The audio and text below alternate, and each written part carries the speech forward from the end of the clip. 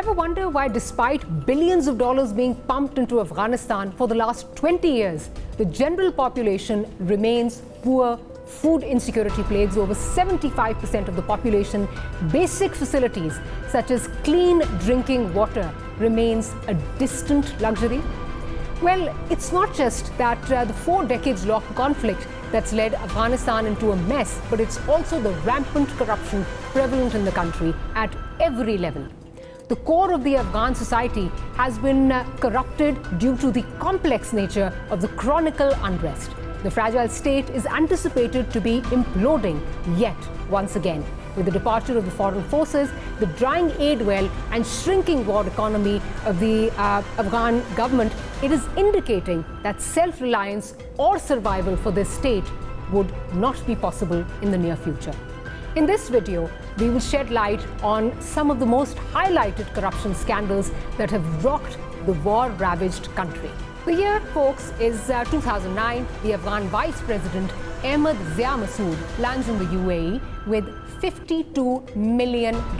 Yep, you heard right, $52 million. And get this, all cash. Now, the question most of you must be asking is, why was he not detained? The answer, folks, is fairly simple. When you have the global superpower on your side, you can pretty much get away with anything, which is precisely why Mr. Massoud was allowed to go scot-free. No questions asked.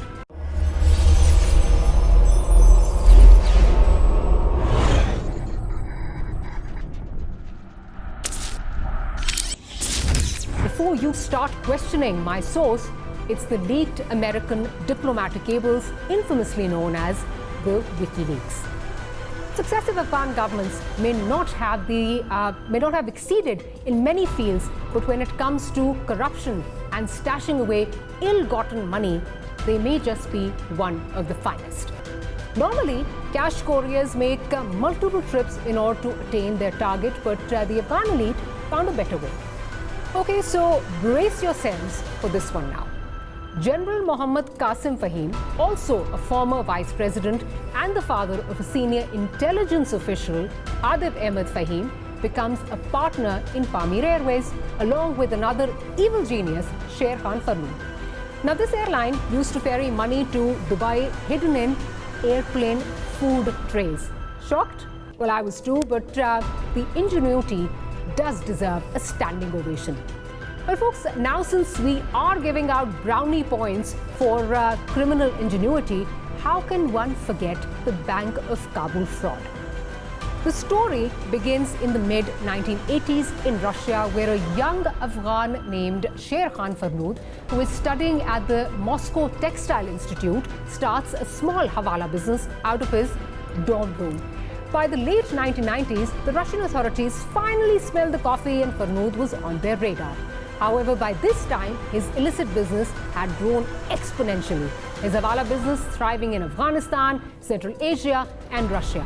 Sensing that he was on the radar of the authorities, after a successful stint of over a decade, Farnood moves towards greener pastures.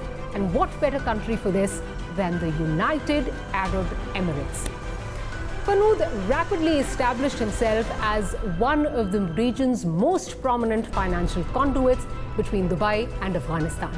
And with his Hawala connections, he was capable of moving, or shall we say laundering funds, anywhere in the Middle East, Central Asia, China, Europe, and even the United States.